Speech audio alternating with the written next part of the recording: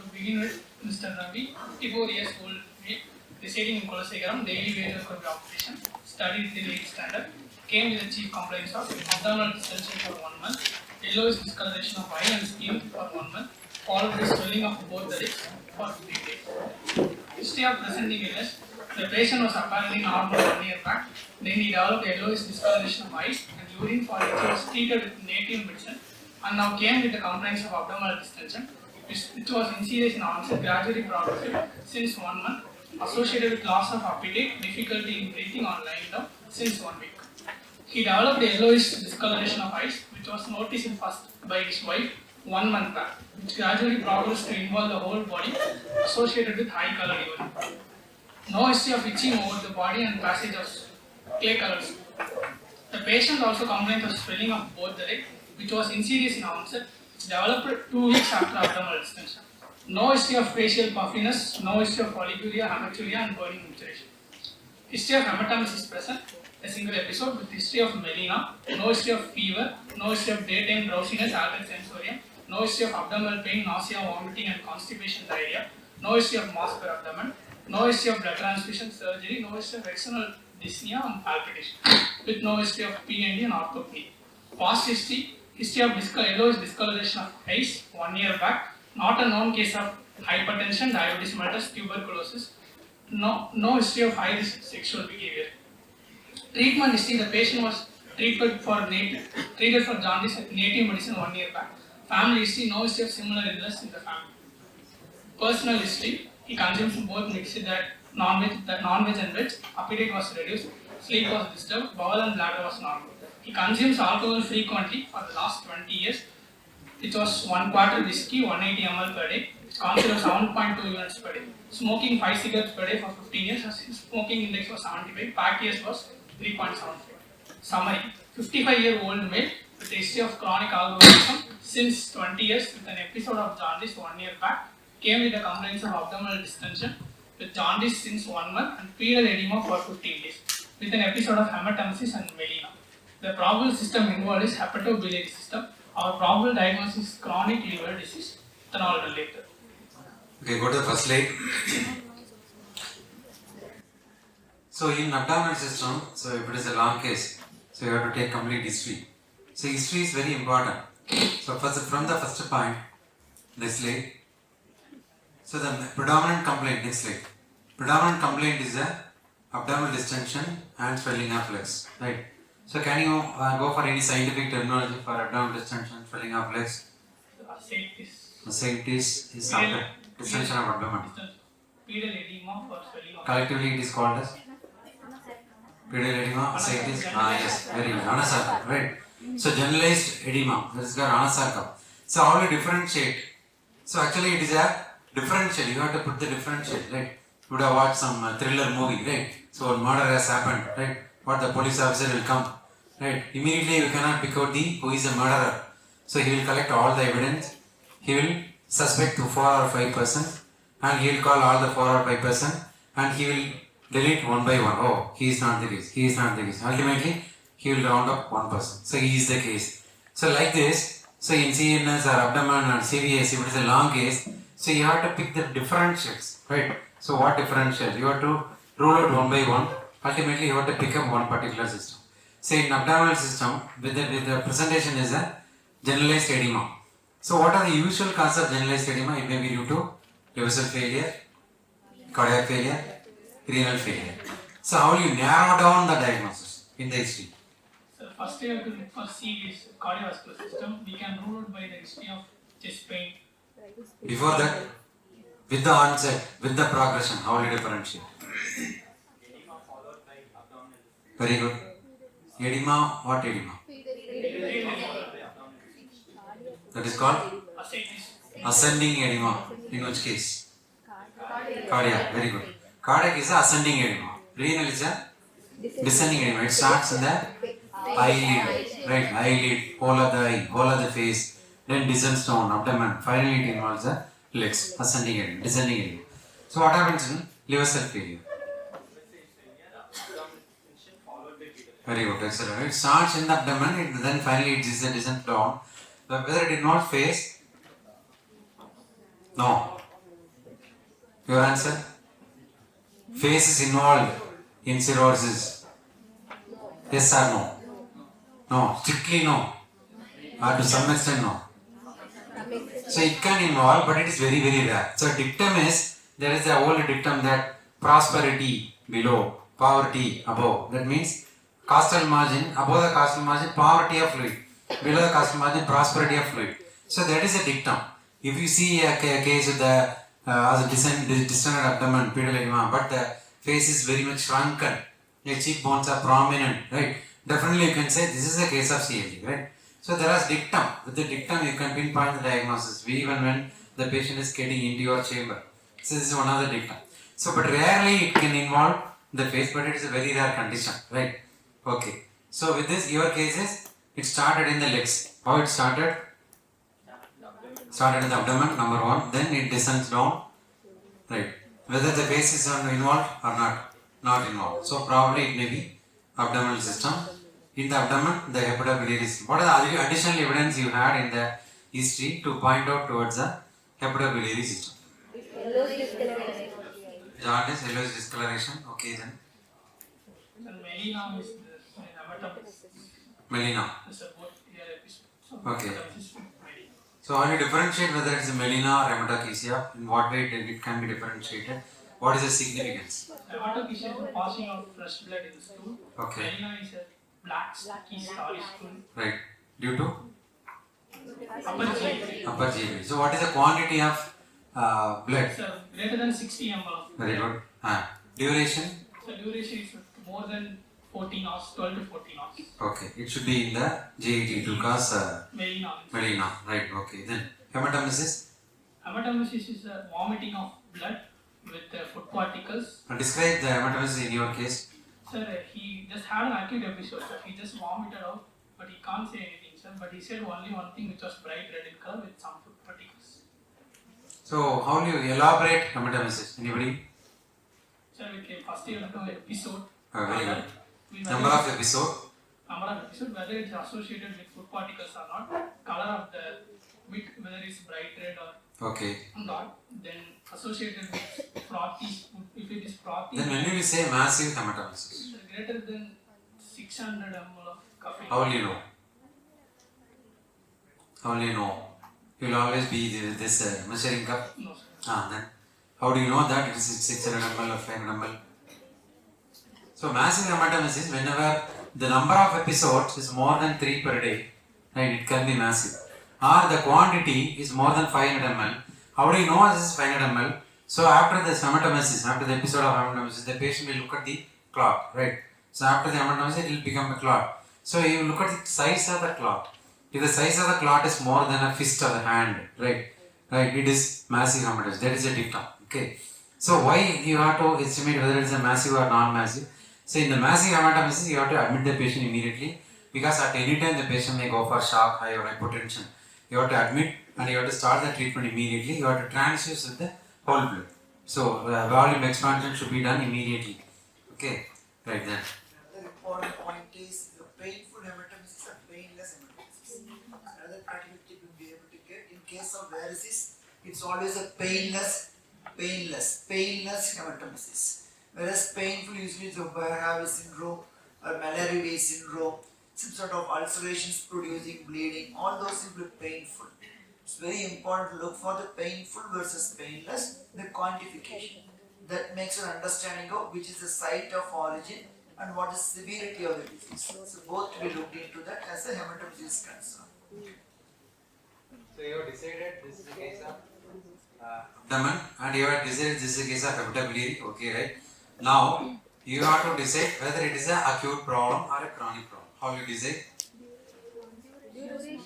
From your presentation history. Duration. Very good. Duration. What is the duration in your case? Abdominal distension for more than 1 month, then yellowish discoloration of skin and eye for 1 month, then followed by Only 1 month, but your history started with 1 year. So go back to 1 your year first. back he also had a history of Go back to your first slide. It's on right. 1 year back he also had a history of jaundice, sir, which he was treated with native medicine. But this should not be the case, right? So I will be correcting you. So present history will start from this present problem. Present problem. See, anything which happens before this presenting problem comes under the Past history. So your presentation should have started as, so abdominal presentation started with 1 month back. So you elaborate everything about 1 month. There is a abdominal distension period edema. So this history of this yellowish discoloration should come under the past history. So 1 year back, the patient had one episode of yellowish discoloration, which was noticed by the patient's wife, and he took the natural treatment like that. It should come under the past history. Okay. So actually, the problem of the patient was happening over a period of 1 year. So it is not of acute episode. It is a chronic problem, some chronic problem. Okay. So chronic liver problem. We have decided that it is a chronic liver problem. Now you have to look at whether it is a complicated thing or uncomplicated thing. So liver disease you have decided. Chronic liver disease you have to some extent you have decided. Now you have to look at the complications. Whether the patient is associated with complications or no complications. So I already said what is you asked and what is your conclusion. Complications you have to ask for the upper GA with hematemesis, melena. It's a history of a complicated chronic liver disease. Then based on his history, he is consuming alcohol for more than 20 years. This also lead to complications. And look for portal hypertension complications like ascites, splenomegaly, any dilated veins which are discussed in inspection. We are the okay. Any bleeding episode you have to ask. Then hepatic encephalopathy, then add daytime insomnolence, then altered sensorium, which also a main complication of chronic liver disease. Then we have to ask about any dyspnea, massive. Did we ask about any bleeding episode? Hematuria, bleeding gums? Yes, sir, we asked about hematuria. Hematuria for ruling out the renal cause. Complication for this liver cell disorder. Then etiological history.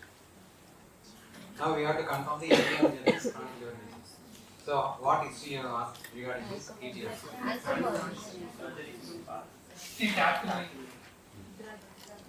In IM injection.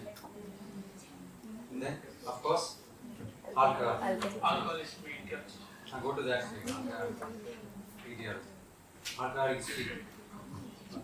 How do you arrive at this? He is 7.2 units. So we asked about how much is he take for a day, sir.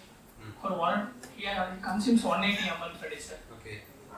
For 20 years. 20 years. Daily he takes 1 quarter. He takes daily 1 quarter. Then based on the Translated into or translated One unit is approximately 8 grams of alcohol. So it is 180 ml per day. What is the alcohol concentration in case of whiskey? 40 to 50. 50%. 50%. Okay. So 50% of alcohol. It contains 100 ml. It is 50 grams of alcohol in 100 ml of whiskey. So in 180 ml, it's around 50 ccs.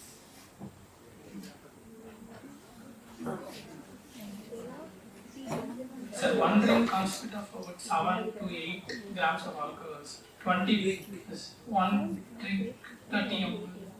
Small. As a small. Drink is 30 ml. Yes, sir. 1 ounce is 30 ml. Okay.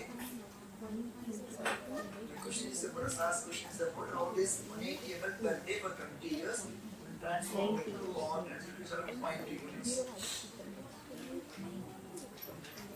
And the smoking pack years 3.75 index.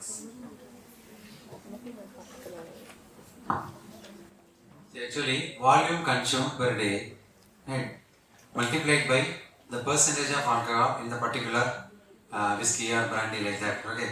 So whiskey, brandy, rum 43%. Beer contains 6 to 8%. Wine contains 20%. So this you should know as a general knowledge. Okay. Nothing wrong in it. So you multiply it by percentage divided by 1000 gives the unit consumed per day. And as you rightly told, 1 unit contains 8 to 10 grams of alcohol. So you have to multiply the units multiplied by 8 to 10. That gives the grams of alcohol. So that grams is very important, right? Why this calculation and conversion into grams is important? Anybody? Gram? Because of the probability of developing cirrhosis, right? So 180 grams of alcohol, 160 to 180 grams of alcohol consumed per day for consecutively for 10 long years, 10 to 20 long years, right, will give rise to cirrhosis in all the individuals. How many percent of individuals? 15 to 20%. 50. 15. 20. Chocolate comes a correct answer. 15 to 20%. 15 to 20. No. No, konjam. No. ಅದಕ್ಕೆ 40%. 40 years on chocolate. So 40% of individuals, 30 to 40% of individuals will develop cirrhosis if consumed at 160 to 180 grams of alcohol per day for consecutively. Right? This is a probability. Remaining percent we do not know. Right? So to assess the probability, we have to calculate this grams using that formula. Okay. Right. Another general question is, out of this box, which beer has got 12 to 13% of alcohol? 7 to 68. One beer brand is having 70 to 13%. Strong beer. It's a homework. Don't go to taskmark. Taskmark. Homework panna taskmark than panala.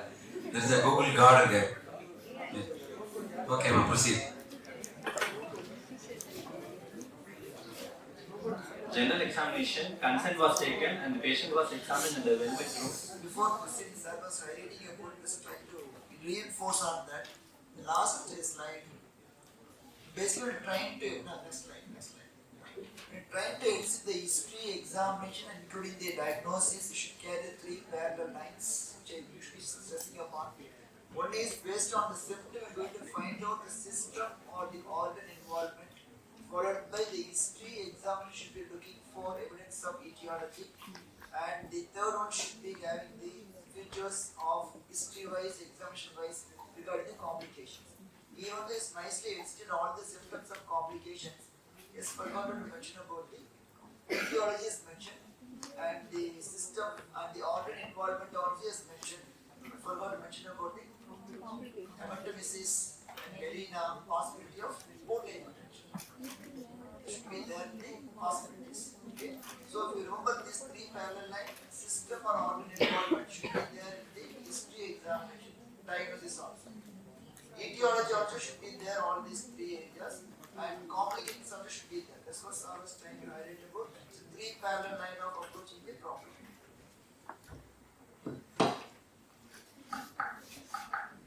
General examination, consent was taken and the patient was examined in a well-lit room.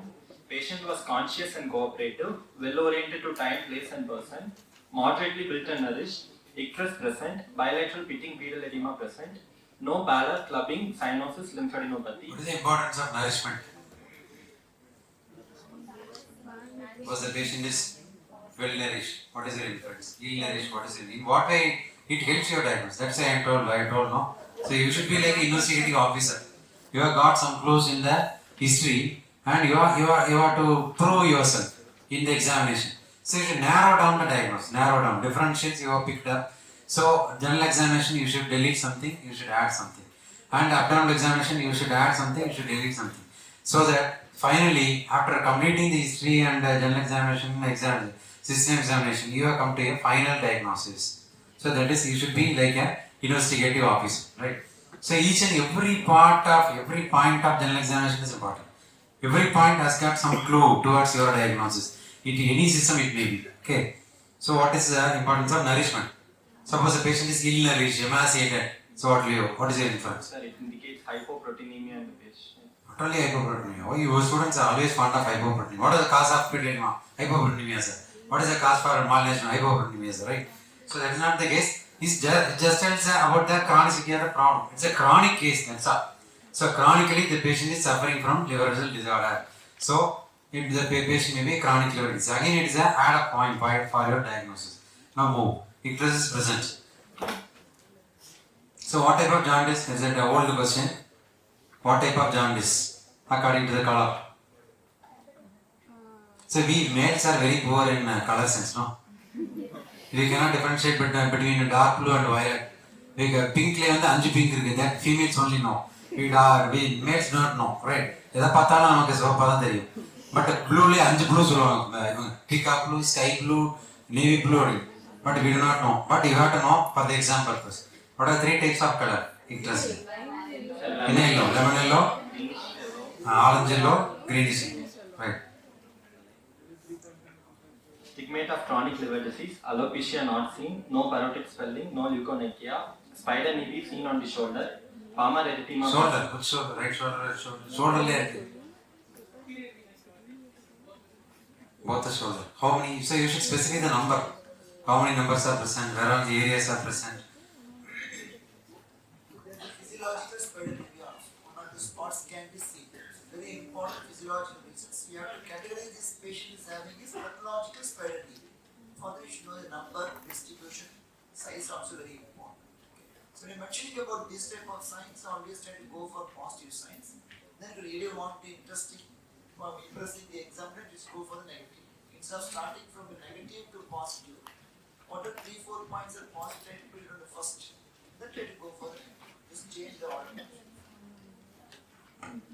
Dippetrans contracture present, gynecomastia present, no testicular atrophy. Vitals, pulse 80 beats per minute, normal in rate and rhythm and high volume pulse. Blood pressure 100/80 millimeters of mercury measured on right upper arm in supine position. Respiratory rate 20 breaths per minute. Temperature 98.6 dB Fahrenheit. JVP not elevated. Examination of oral. Seeing a patient with a chronic liver disease or hepatobiliary system, better to mention the saturation also. Always make it as habit. Will give a clue. What way? Yeah, it's already to mention the measure the habit. So should be reflex. Examination of oral cavity, nicotine stained teeth with multiple dental caries, no ulcers on palate and mucosa, no bleeding spots on palate, no glossitis, cheilitis and angulostomatitis. Examination of abdomen, me standing on the right side of the patient with patient in supine position with knees flexed. Inspection, abdomen distended uniformly, all quadrants move equally with respiration, umbilicus shifted downwards and everted, skin stretched and shiny, dilated veins seen around the umbilicus. Flanks full, no visible pulsation, no scars and sinuses. Hernial orifice is free, external genitalia appears normal. Palpation, all findings of inspection are confirmed by palpation. In standing position, few dilated umbilical veins with direction of blood flow away from the umbilicus. On superficial palpation, no local rise of temperature, no tenderness. On deep palpation, no guarding, rigidity and rebound tenderness. Liver palpable by dipping method below the right costal margin in the mid-clavicular line, firm in consistency, non-tender. Nature of surface and border could not be assessed. Spleen is palpable below the left costal margin, firm in consistency, non-tender. Fluid thrill absent, kidneys not palpable. Measurements, abdominal girth 103 cm, xiphisternum to umbilicus 22 cm, umbilicus to pubic symphysis 12 cm. The ratio between the distance between xiphisternum to umbilicus and umbilicus to pubic symphysis is 1.8, which indicates that the displacement is from above downwards. Percussion, upper border of liver dullness at 5th right intercostal space along the mid-clavicular line, trough space dull on percussion, shifting dullness present. Auscultation, normal bowel sounds heard, no arterial bruit or venous hum. Examination of other systems, cardiovascular systems, first and second heart sounds heard, no murmurs and added sounds. Respiratory system, normal vesicular blood sounds with no added sounds. Nervous systems, no focal neurological deficit and no signs of hepatic precoma. Summary, 54-year-old male with history of chronic alcoholism since 20 years with an episode of jaundice 1 year back. Now came with abdominal distension and jaundice since 1 month with pedal edema for 15 days with an episode of hematemesis and melena. On examination, icterus and bilateral pitting pedal edema present. Spider nevi seen on both shoulders, Dupuytren's contracture, palmar erythema and gynecomastia present. Both liver and spleen palpable with shifting dullness. My probable diagnosis is decompensated chronic liver disease, cirrhosis of liver with features of portal hypertension due to alcoholic etiology without hepatic encephalopathy. Comment from audience. What is missing? Anything missing? If yes, what is missing? Anybody? If every part of this diagnosis is substantiated in the general examination or history and all, you think, and then make a comment. எல்லா பாயிண்ட்டுமே examination சொன்னாங்களா?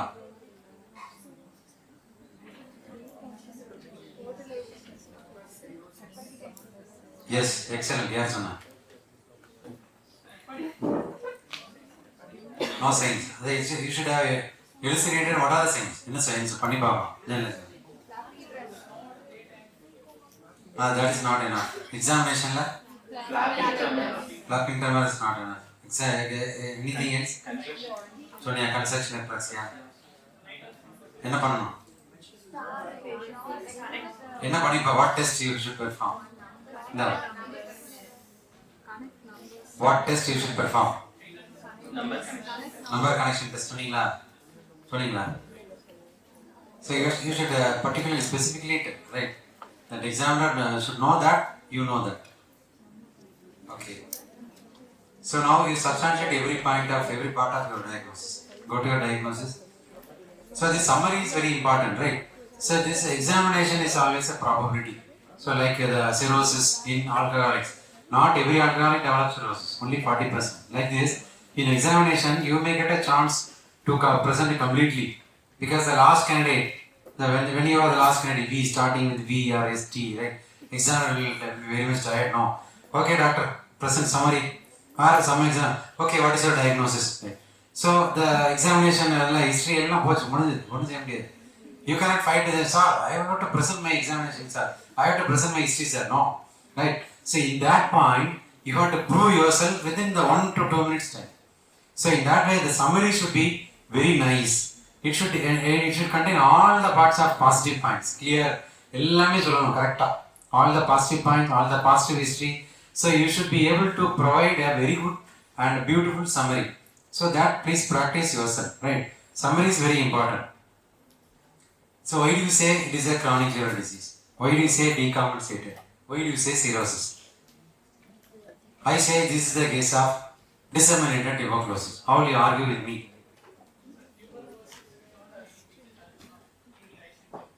Okay. Right. So what are the hallmarks of cirrhosis? Your patient points for cirrhosis. Tell the points for cirrhosis. Ascites is not a point favoring cirrhosis. No. Ascites portal hypertension is a complication of cirrhosis. Clinically, how will you say this is a case of cirrhosis? Liver enlargement. Liver shrunken liver. Okay, cirrhosis is now liver is shrunken. So the liver span should be reduced. Liver span should be less than 10 centimeter. Then only you can say it is a cirrhosis of the liver. Okay. So of course, early stage it may be normal or enlarged, but to be particular with the cirrhosis, so you should have shrunken liver. So what is the liver span in here? Sir, we are not able to percuss the liver spines because of ascites. Only we were able to palpate the livers. So liver is palpable. Palpables. Okay. Can you say cirrhosis? Usually you will not have palpable liver in the case of cirrhosis. So what are the conditions you will have palpable liver in cirrhosis? Okay, one is early stage. Number 2, schistosomiasis. Okay. Padama? Louder. Okay, primary biliary cirrhosis. Then Indian childhood cirrhosis. எல்லாம் பார்க்காததெல்லாம் சொல்கிறேன், நான் கேள்விப்படாதது, பார்க்கவே பார்க்காதது. Hemochromatosis, storage disorders, right? So in early ages, so cirrhosis due to early ages, all storage disorders, all metabolic problems, all congenital problems that lead to cirrhosis, they will have cirrhosis, the enlarged liver, right? As you said, the early stage of cirrhosis, the enlarged liver may be there. Then amyloidosis, you will have enlarged liver. And then cirrhosis going for carcinomatous transformation, right? Hepatocellular carcinoma, you will have enlarged liver. These are the conditions you will get. And then cirrhosis with diabetes, right? Diabetic hepatopathy going for cirrhosis, you will have enlarged liver. These are the conditions. So because in the examination you got a substantial, the examiner will definitely ask this question. Cirrhosis means shrunken liver should be there.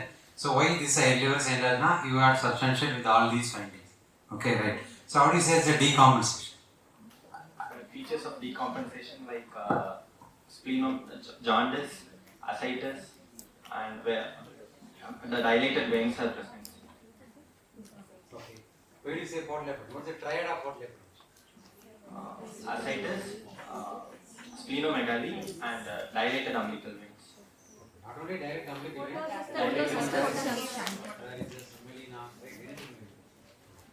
Two out of three is enough. 2 out of 3 is enough. Cirrhosis, you don't get. The ascites, you don't say cirrhosis. Cirrhosis is different, ascites is different. Okay, how will you confirm hepatic itself? Clinical examination. Any biochemical test?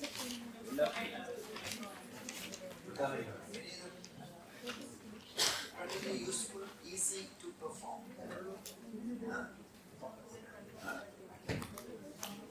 Ammonia. Ammonia. It's not easy to perform. Because ammonia is an easy to perform test. Aiding force. Okay, I will allow you to do 2 investigations. Right. So what will you select? 2 investigations only for this case. ரெண்டு தான் அதுக்கு நீ diagnosis பண்ணி இதெல்லாம் Invasive, non-invasive. Whole diagnosis ரெண்டு chance தான் தரேன் என்ன பண்ணுங்க இன்னொரு can Fibros. Biopsy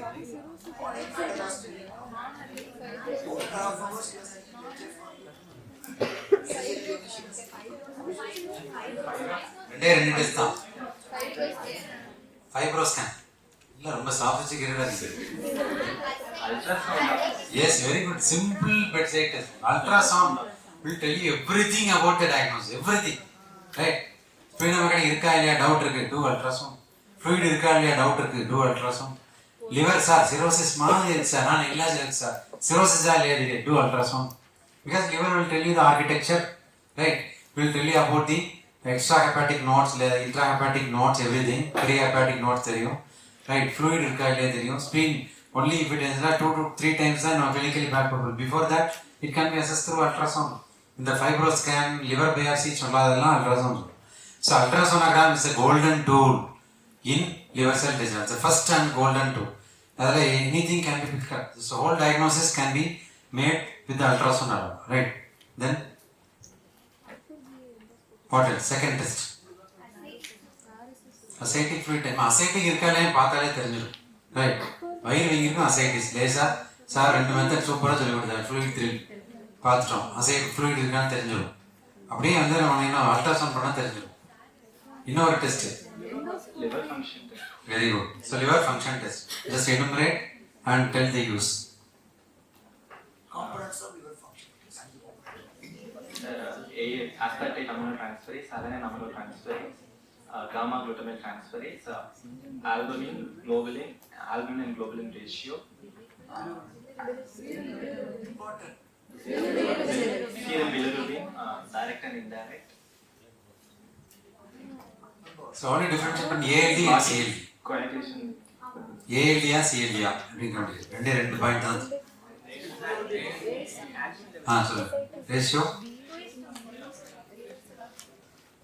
short lab anybody என்ன எல்லாம் பசி வந்துச்சா please be most room chocolates are waiting ஏஎல்டியா சிஎல்டியா ரெண்டு டெஸ்ட் ஒன்று வந்து சொல்லி பாதி ஆன்சர் சொல்லிட்டாரு ஐ மீன் இது என்சைம்ஸ் கிரேட்டர் தான் ஸோ என்சைம்ஸ் ரெண்டுமே எலிவேட் ஆகும் ஏஎல்டிலையும் CLT but enzymes will be elevated in thousands, right? 1500, 2000, 3000 ALD. But in CLD in hundreds, 500, 700, 600 like that. That's one point. Another point very commonly, very good. AG reversal. AG reversal is it is a CLD, right? Now how will you tell the prognosis of the disease? In the case of the patient, நம்ம கேட்கிறாரு sir நான் எவ்வளோ நாள் sir இருப்பேன் அப்படின்னு கேட்கிறாரு என்ன test பண்ண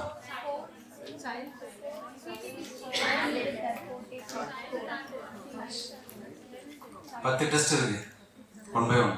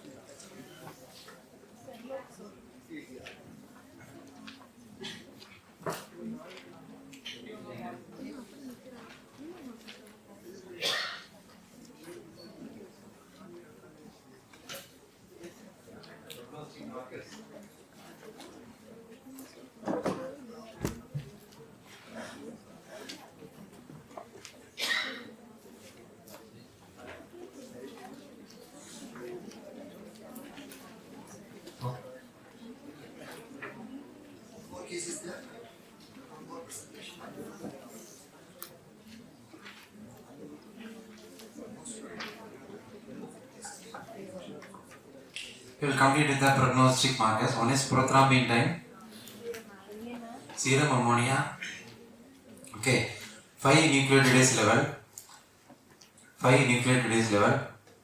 serum bilirubin, anything else? Mind level, yeah. Lactate level, serum lactate level. If you estimate all these, it will tell you about the prognosis. And recent factors are many. Von Willebrand antigen. Von Willebrand factor antigen is also a recent marker for prognosis. And then copeptin. Copeptin is another recent marker. This may be as a short notes also. But prothrombin time is the best prognostic indicator. If it is prolonged, prognosis is very poor. Number 2, serum ammonia. They are commonly used prognostic markers. Others are recent. Okay. Congratulations. What's your name? Sharif. Praveen.